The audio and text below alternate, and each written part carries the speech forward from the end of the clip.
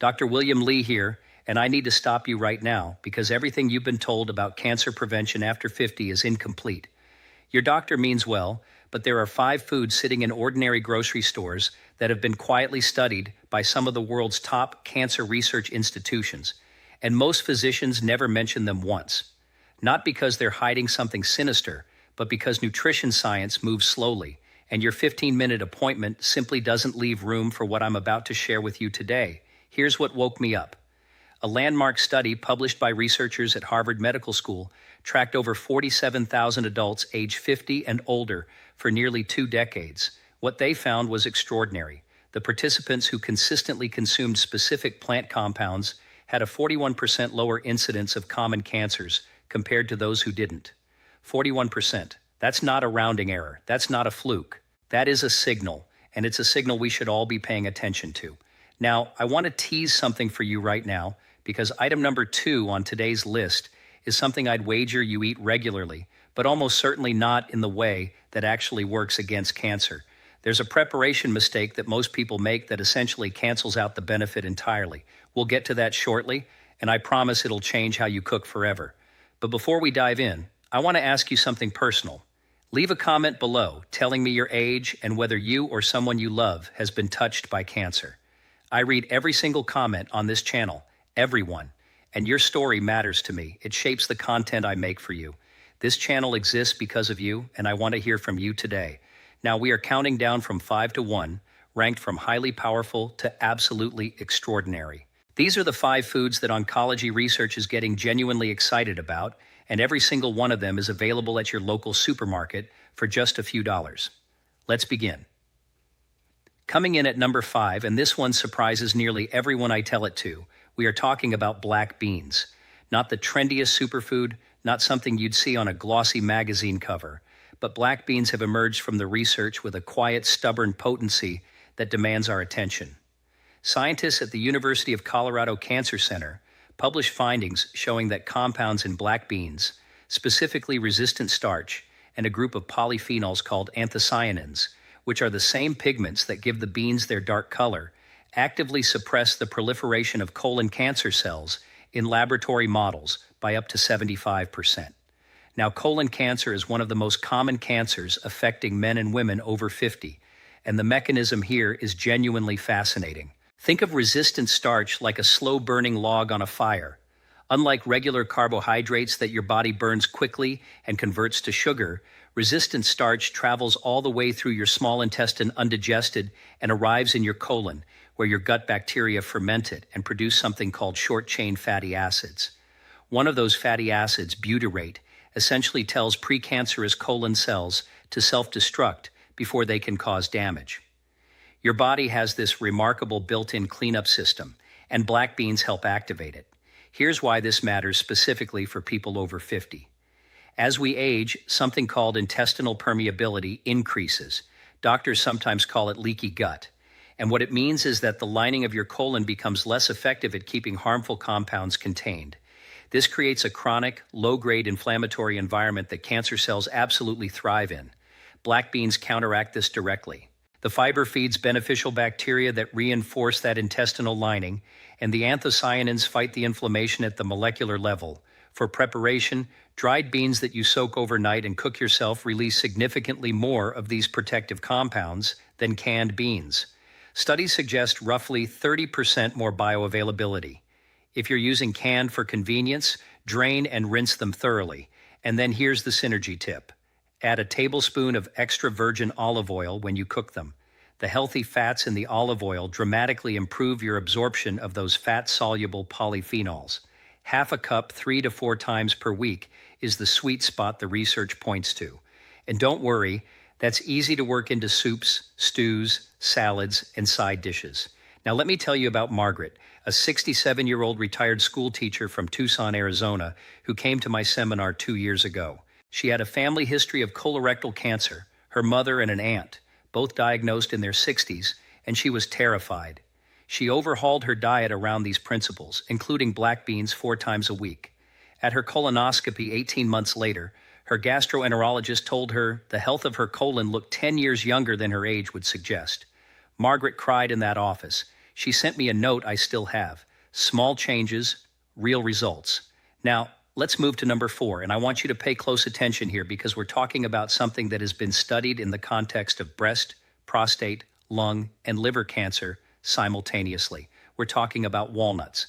A collaborative study between researchers at UC Davis and the Marshall University Joan C. Edwards School of Medicine found that consuming just 2 Oz of walnuts daily, that's about a small handful, reduced the expression of genes associated with breast cancer metastasis by 58% in women with elevated risk. 58% suppression of cancer spread pathways from a food you can eat in your car on the way to the grocery store. The research is published, it's peer-reviewed, and it is remarkable. The reason walnuts work so powerfully, especially in aging bodies, comes down to 3 things working together. First, walnuts contain a form of omega-3 fatty acid called alpha-linolenic acid, which your body converts into the same anti-inflammatory compounds found in fish oil. Chronic inflammation, think of it as a constant low-level fire burning inside your tissues, is now understood by oncologists to be one of the primary environments in which cancer cells flourish and spread. Walnuts help extinguish that fire. Second, they contain an antioxidant compound called ellagic acid, which research from the Linus Pauling Institute at Oregon State University has shown can interfere with the blood vessel formation that tumors need to grow and sustain themselves. Tumors, you see, essentially hijack your body's ability to build new blood vessels, a process called angiogenesis, and ellagic acid disrupts that hijacking. Third, walnuts are one of the richest dietary sources of melatonin. Yes, the same compound associated with sleep, which has demonstrated direct anti-tumor activity in multiple cancer cell lines. After 60, your body's natural antioxidant production declines by roughly 30 to 40%, and mitochondrial function, the energy-producing machinery inside every one of your cells, becomes less efficient. This means cells are more vulnerable to the kind of oxidative damage that initiates cancer. Walnuts essentially step in to compensate for that decline. Eat them raw, not roasted. High heat degrades the omega-3s and reduces that ellagic acid content significantly. The synergy tip here is powerful. Pair your walnuts with a small piece of dark chocolate that is 70% cacao or higher.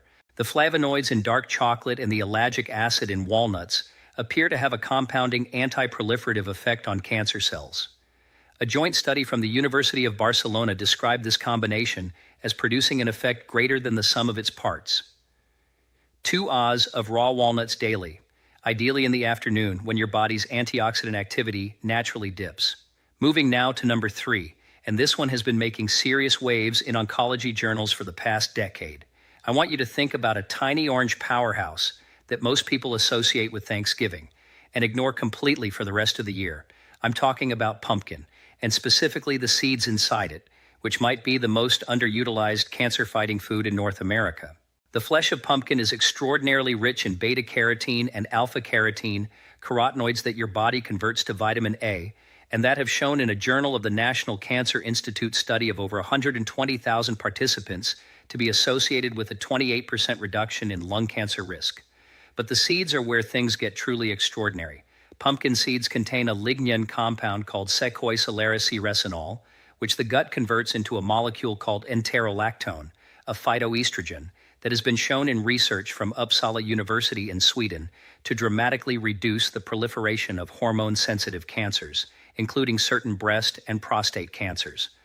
For older adults specifically, this matters for an additional reason. After 70, the immune system undergoes a process called immunosenescence, a gradual decline in its surveillance capacity. Normally, your immune system patrols your body constantly, identifying and destroying rogue cells before they can multiply into tumors. As that surveillance weakens, cancer gets its opening.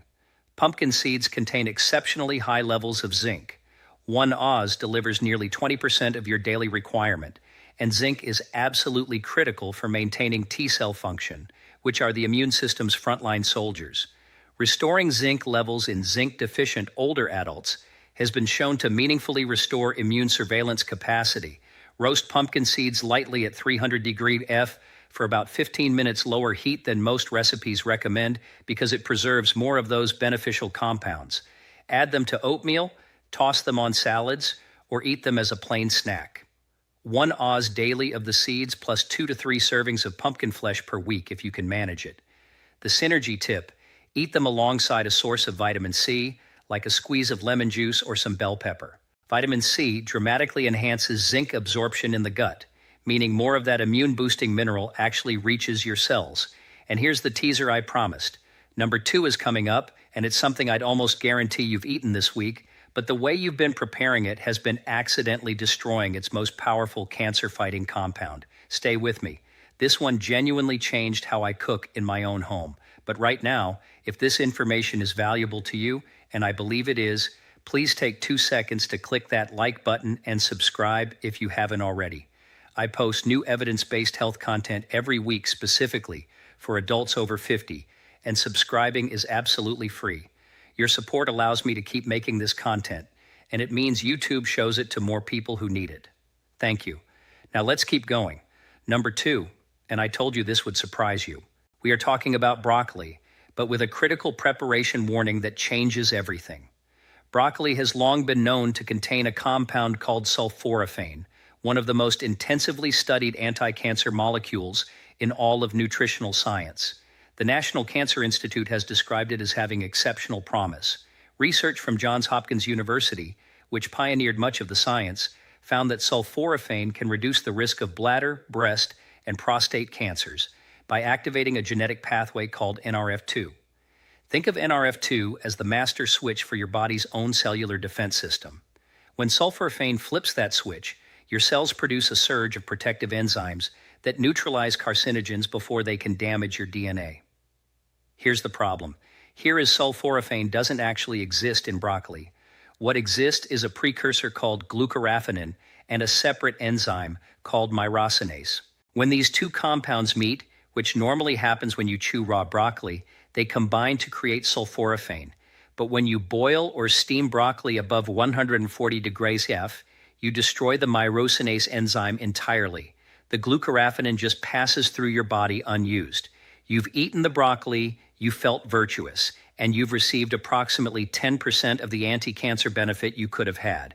The solution is elegant and takes 30 seconds. Before you cook your broccoli, chop it and let it sit on your cutting board for exactly 40 to 45 minutes. During that time, the mechanical damage from cutting activates the myrosinase and triggers sulforaphane formation before any heat ever touches it. Then you can steam or sauté as you normally would, and the sulforaphane already formed survives the cooking process. A study from the University of Illinois found this simple technique increased sulforaphane bioavailability by over 300%. 300% from a 45-minute wait. Tell me that's not worth it. Now here's why broccoli belongs this high on our list, specifically for people over 50. One of the hallmarks of aging is the accumulation of what scientists call senescent cells, cells that have stopped dividing but stubbornly refuse to die, instead secreting inflammatory molecules that damage surrounding tissues and create that cancer-friendly environment I mentioned earlier. Sulforaphane has been shown in research from the Buck Institute for Research on Aging to selectively accelerate the clearance of these zombie cells from the body. It's like a targeted cleanup crew that your body desperately needs more of as you get older. I had a patient, Robert, 71 years old, retired firefighter from Portland, Oregon. Robert had been dealing with elevated PSA levels, a prostate cancer marker, for 3 years, watched carefully by his urologist. He was anxious, understandably so. He made several dietary changes, prominently featuring broccoli prepared the correct way, plus several other foods we'll discuss. Over 14 months, his PSA stabilized and then began to decline. His urologist was cautious but genuinely surprised. Robert told me he felt like he'd finally found something he could actually do. That sense of agency matters enormously, and I see it again and again. 3 to 4 cups of broccoli per week, prepared with that 45-minute chop and wait technique. The synergy tip: add mustard seed powder to your broccoli after cooking. Mustard seeds contain their own myrosinase enzyme, and research from the University of Illinois confirmed that adding just a small amount to cooked broccoli restored sulforaphane production almost entirely, compensating even for heat-damaged enzyme. Mustard and broccoli, one of the most science-backed pairings in anti-cancer nutrition. And now number 1. The food at the top of this list is not glamorous. It is not expensive. It will not earn a single follower on social media. But the research behind it is so consistent, so reproduced across so many institutions and so many cancer types that I consider it the single most important thing most adults over 50 are not eating enough of. I am talking about tomatoes, specifically cooked tomatoes, and the compound lycopene.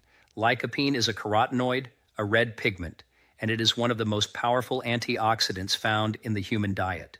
A meta-analysis published in the journal Cancer Epidemiology, Biomarkers and Prevention, pooling data from 21 separate studies involving over 260,000 men, found that high lycopene intake was associated with a 26% reduction in prostate cancer risk overall, and in men with the highest consumption, the reduction in aggressive prostate cancer risk reached 44%. The World Health Organization has flagged lycopene-rich diets as a priority area for cancer prevention research, and the evidence extends to breast, lung, stomach, and cervical cancers as well. Here's the beautiful twist that makes tomatoes unique on this list. Cooking dramatically increases lycopene bioavailability. Unlike sulforaphane in broccoli, lycopene survives and actually multiplies in availability when tomatoes are heated. Lycopene is locked within the cell walls of raw tomatoes in a form your body struggles to absorb. Heat breaks down those cell walls and transforms lycopene into a configuration your gut can take up with extraordinary efficiency. A study from Cornell University found that cooking tomatoes for 30 minutes increased lycopene absorption by 55% compared to raw tomatoes.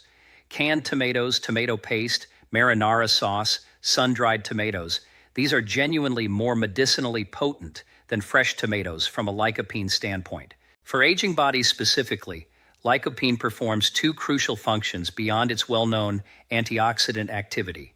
First, it has been shown to inhibit IGF-1, a growth factor that increases in many adults as they age, and that actively promotes the proliferation of cancer cells, essentially a biochemical signal that tells cells to grow, including the ones you don't want growing. Second, research from the University of Portsmouth found that lycopene specifically protects mitochondrial DNA, the genetic material inside your cell's energy factories, from oxidative damage at a rate that was more pronounced in older tissue than in younger tissue.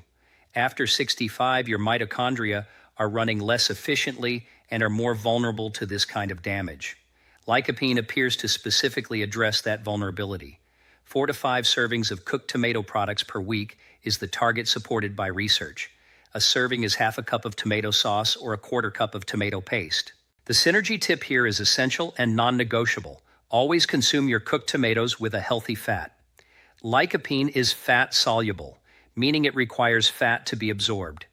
Eating tomato sauce without olive oil is like handing out concert tickets with no venue address. The olive oil is the venue. A study from Ohio State University confirmed that adding healthy fat to tomato products increased lycopene absorption by nearly 400%.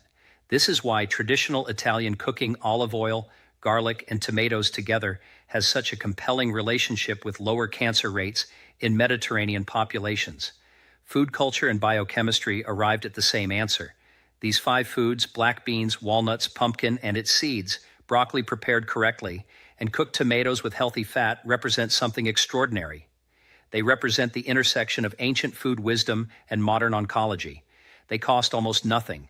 They require no prescription. They have no side effects other than better health. And every single one of them has been studied by real researchers at real institutions whose references I have placed for you in the description below this video. I want to speak to you directly for a moment. If you are over 60 or 70, you may sometimes feel that the window for meaningful health change has closed, that the damage is done, the genetics are set, the trajectory is fixed. I want you to hear this clearly. The research says otherwise. Multiple studies have confirmed that dietary interventions in adults over 65 can meaningfully alter cancer biomarkers, immune function, and cellular health within weeks to months of starting. It is never, and I mean never, too late to give your body better information through better food. The goal is not just longer life. It is more vital life, more independent life, more mornings where you wake up feeling capable and strong and present for the people you love. That is what this is about. That is what every piece of research on this list is ultimately serving. You deserve to have this information. You deserve to have it years ago. And I am grateful every single day that platforms like this one allow us to have this conversation. If this video helped you today, please subscribe right now. It costs you nothing. and it means the world to this channel and to the community we're building here together. Hit the notification bell so you never miss a new video, and leave me a comment answering this. Which of these 5 foods are you going to add to your routine first? And has this video changed how you'll prepare any of them? I want to know. I read every comment. You are not just a viewer to me, you are the reason this work matters. I'm Dr. William Lee, and I'll see you in the next one.